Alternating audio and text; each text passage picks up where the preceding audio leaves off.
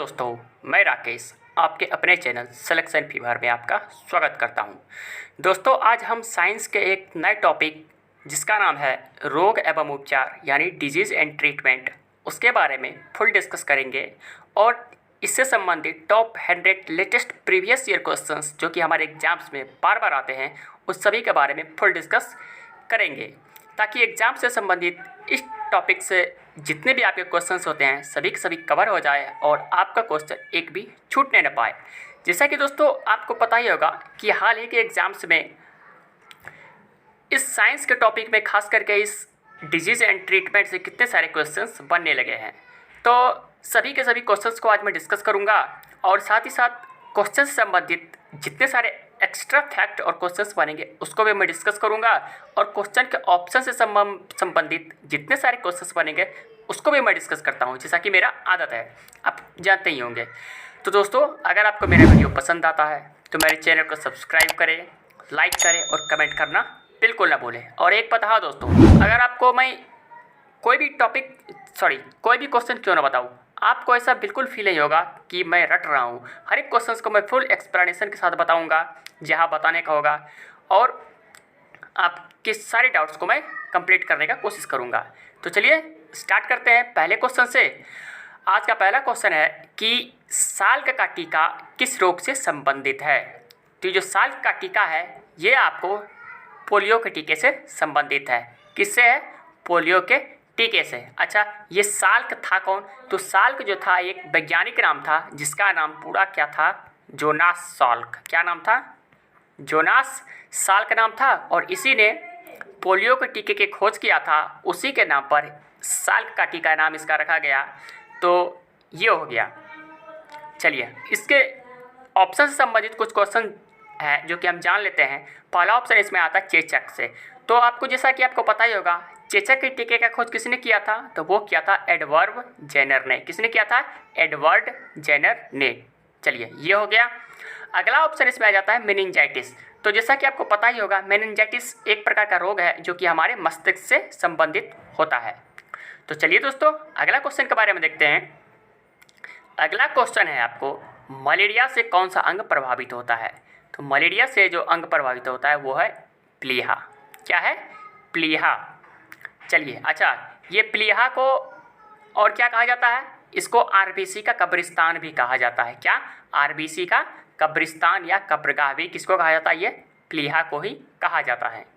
चलिए, अगले क्वेश्चन के बारे में देखते हैं। तो अगला क्वेश्चन है, एथलीट फुट नामक बीमारी किससे होता है? तो ये जो एथलीट फुट नामक बीमारी होता है ये होता है आपको फंगस से। किससे होता है? फंगस से। चलिए, अगला क्वेश्चन के बारे में देखते हैं।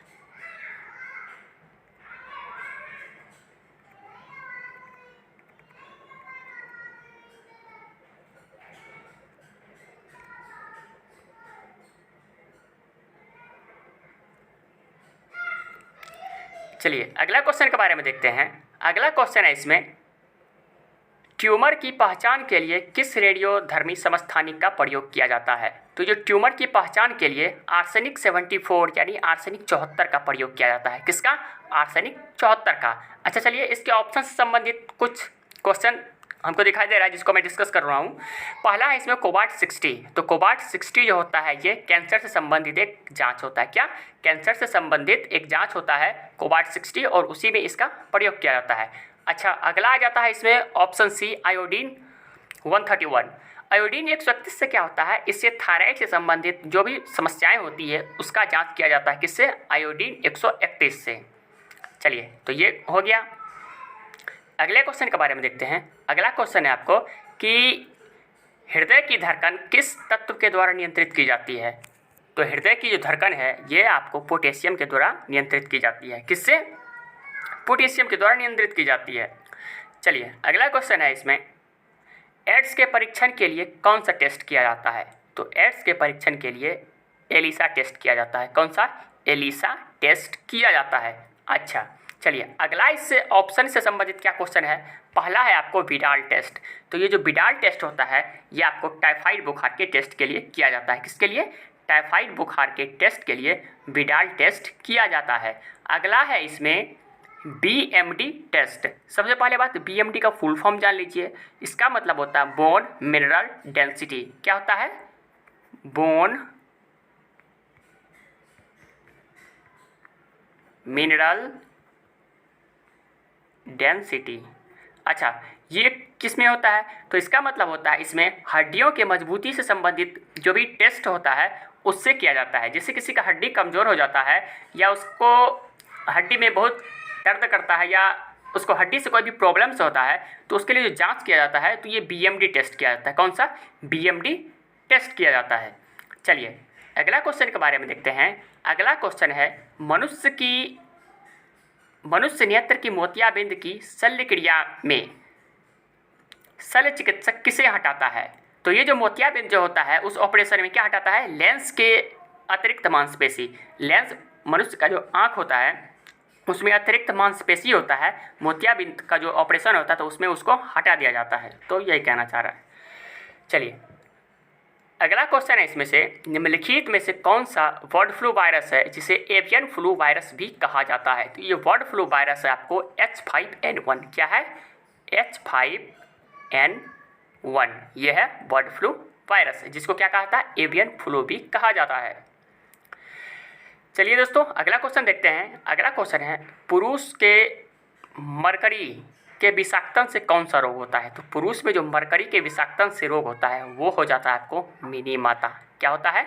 मिनी माता रोग होता है। अगला है इसमें इटाई ऑप्शन। तो इटाई एक रोग होता है जो कि किसके वजह से होता है? वो होता है कैडमियम के वजह से। किसके वजह से? CD यानी कैडमियम के वजह से होता है। चलिए अगला क्वेश्चन है इसमें से मादा एनाफिलीज मच्छर किस रोग का वाहक होता है? तो जो मादा एनाफिलीज मच्छर होता है ये आपको मलेरिया का वाहक होता है। क्या होता है? मलेरिया का वाहक होता है। ये हो गया मादा एनाफिलीज। अब अगर आपसे कोई पूछ दे डेंगू जो काटता है मच्छर वो किस मच्छर की वजह से होता है? तो वो होता है एडीज मच्छर। क्या होता है? एडीज।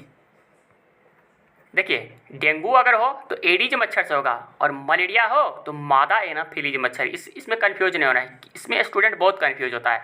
तो क्या अगर डेंगू का बात आ जाए तो एडीज और मलेरिया का बात आ जाए तो मादा एनाफिलीज।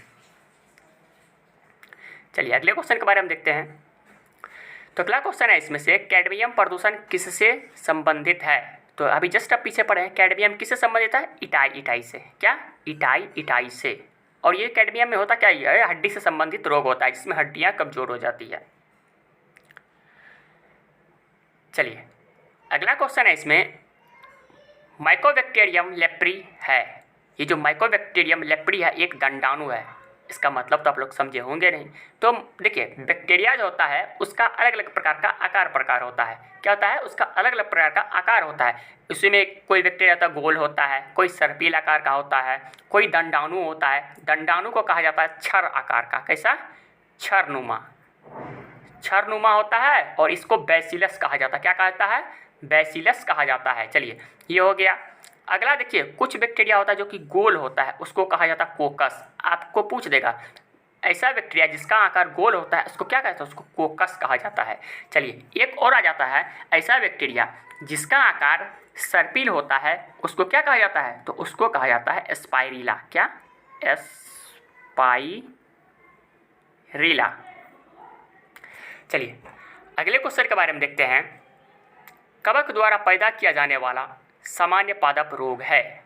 तो कवक द्वारा पैदा किए जाने वाला सामान्य पादप रोग जो है वो है आपको गेहूं का ब्रभु किट। क्या है? गेहूं का ब्रभु किट जो कि किससे होता है? कवक द्वारा पैदा किया जाता है। अगला क्वेश्चन है कि कोर्टिसोन एक औषधि है जो बनाई जाती है। तो ये कोर्टिसोन एक जो औषधि है ये बनाई जाती है आपको लिपिड से। किससे? लिपिड से। चलिए अगला क्वेश्चन के बारे में देखते हैं। प्राकृतिक रोग में दो प्रावस्थाएं होती है यथा। यानी कहने का मतलब है कि प्राकृतिक जो रोग होता है उसमें दो अवस्थाएं होती है। तो वो कौन कौन होता है? तो वो जो होता है आपको पहला क्या है? पूर्व रोग जनन और दूसरा होता है रोग जनन। क्या? पूर्व रोग जनन और रोग जनन। ये होता है प्राकृतिक रोग की दो प्रावस्थाएं। चलिए अगला क्वेश्चन के बारे में देखते हैं। तो अगला क्वेश्चन है, पेयजल में एंट अमीबा हिस्टोलिटिका का होना एक संकेत है, क्या है? इसका मतलब इसमें हो जाता है कि इसमें बैक्टीरिया आ चुका है। क्या? बैक्टीरिया का प्रादुर्भाव हो चुका है। अगर जल में एंट अमीबा हिस्टोलिटिका मिल जाता है तो इसका मतलब होता है कि उस जल में क्या है? बैक्टीरिया है। चलिए अगला क्वेश्चन है कि मलेरिया नामक रोग किसके कारण होता है?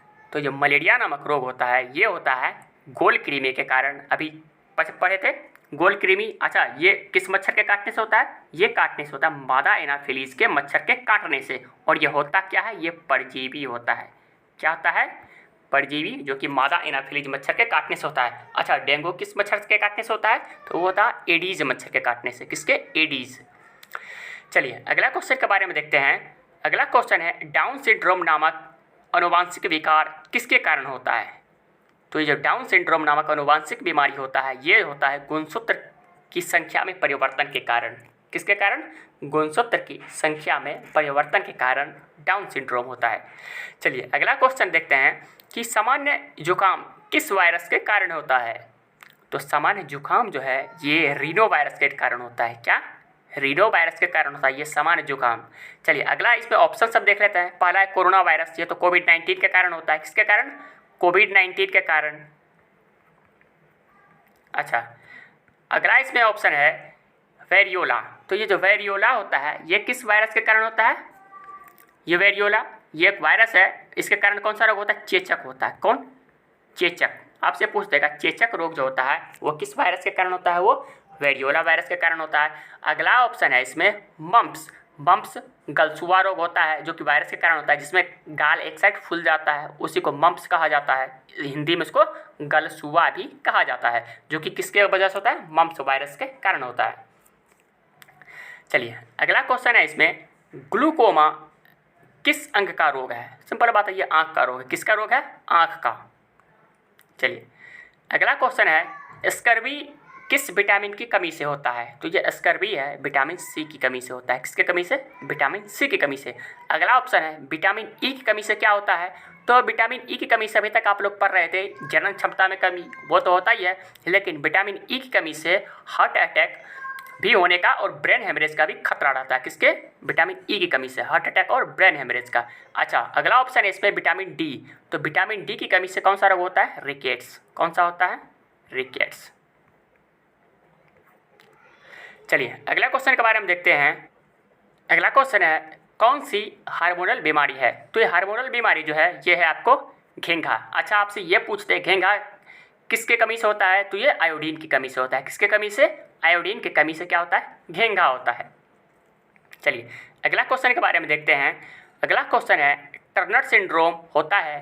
टर्नर सिंड्रोम में क्या सब होता है? एक होता है एक्स और एक होता है ओ, यानी XO टर्नर सिंड्रोम में होता है।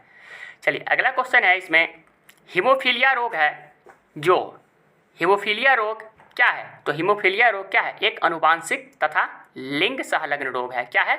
अनुवांशिक तथा लिंग सहलग्न रोग है क्या? हीमोफीलिया। चलिए अगले क्वेश्चन के बारे में देखते हैं। प्रतिजैविक औषधि अधिकतर किसमें मिलती है? सिंपल बात है, प्रतिजीवी नाम ही है इसका, तो क्या है? बैक्टीरिया यानी जीवाणु में मिल जाएगा। कहाँ पे? जीवाणु में।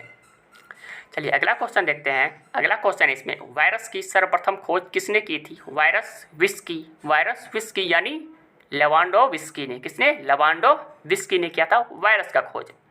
चलिए अगला क्वेश्चन है इसमें, जीवाणु का खोज किसने किया था? एंटोनी वान ल्यूवेनहॉक ने। किसने? जीवाणु का खोज एंटोनी वान ल्यूवेनहॉक ने किया था। चलिए अगला क्वेश्चन है, पादप को जीवाणु को पादप मानते हैं। जीवाणु यानी बैक्टीरिया जो है उसको पादप भी मानते हैं। क्यों?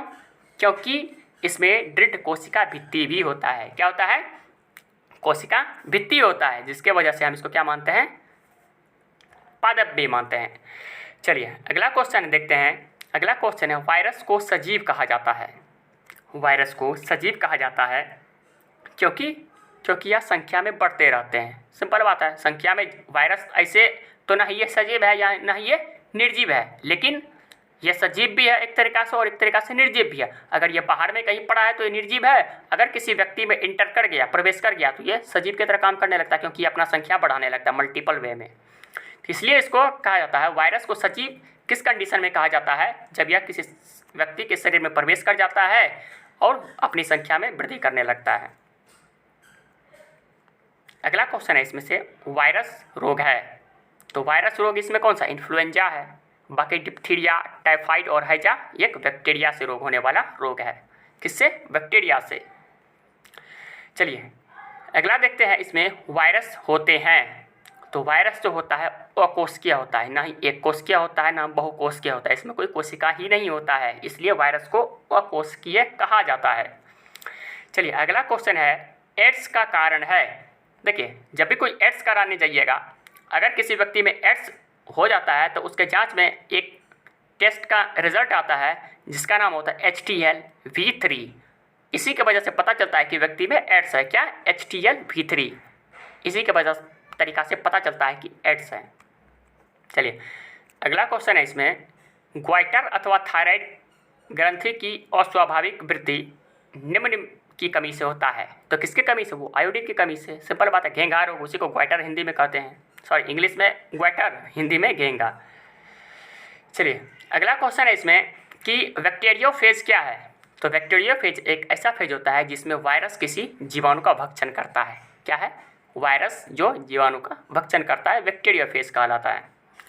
चलिए अगला क्वेश्चन है इसमें बैक्टीरियोफेज में होता है, तो बैक्टीरियोफेज में सिर्फ और सिर्फ क्या होता है? DNA होता है। क्या होता है? DNA होता है। चलिए अगला क्वेश्चन है इसमें से प्रथम विषाणु खोजकर्ता, तब जस्ट पीछे पर हैं, वायरस का कौन खोजा था? विस्की यानी इवानोविस्की। और अगला ऑप्शन देख लीजिए इसमें लैंडस्टीनर, किसका खोज किया? वर्ल्ड ग्रुप का। चलिए ब्लड से संबंधित है ये। अगला क्वेश्चन है इसमें कि सबसे बड़ा विषाणु कौन सा है, तो सबसे बड़ा विषाणु जो है वो है पॉक्स विषाणु। कौन सा है? पॉक्स वायरस सबसे बड़ा वायरस होता है। चलिए अगला क्वेश्चन है कि वायरस होते हैं यानी विषाणु होते हैं, क्या होते हैं? ये पूर्ण परजीवी होते हैं, पूरी तरीक़ा से परजीवी होता है, यानी दूसरे से अपना भोजन बात करते हैं। चलिए अगला क्वेश्चन इसमें से कि मानव मलेरिया परजीवी के जीवन चक्र के एनालिसिस को सर्वप्रथम किसने खोजा था, तो ये जो खोजा था रोनाल्ड रॉस ने। किसने? रोनाल्ड रॉस ने। और इसने और क्या किया था? इसी ने खोजा था, पोलियो के टीके का खोज किया था रोनाल्ड रॉस ने। तो क्या है, एक बार फिर से पढ़ लीजिए, मलेरिया परजीवी के जीवन चक्र के एनालिसिस को सर्वप्रथम किसने खोजा था, तो ये खोजा था रोनाल्ड रॉस ने। चलिए अगला और लास्ट क्वेश्चन है इस सेशन का कि टिक्का रोग किस में होता है। जो टिक्का रोग होता है ये होता है मूंगफली में। किस में होता है? मूंगफली में। चलिए दोस्तों आज के सेशन में हमने 40 क्वेश्चन किया। नेक्स्ट के सेशन में हम अगले क्वेश्चन करके इसको 120 या करीब 100 कर लेंगे। अगर दोस्तों आपको मेरा वीडियो पसंद आता है तो मेरे चैनल को सब्सक्राइब करें, लाइक करें और कमेंट करना बिल्कुल ना भूलें। धन्यवाद।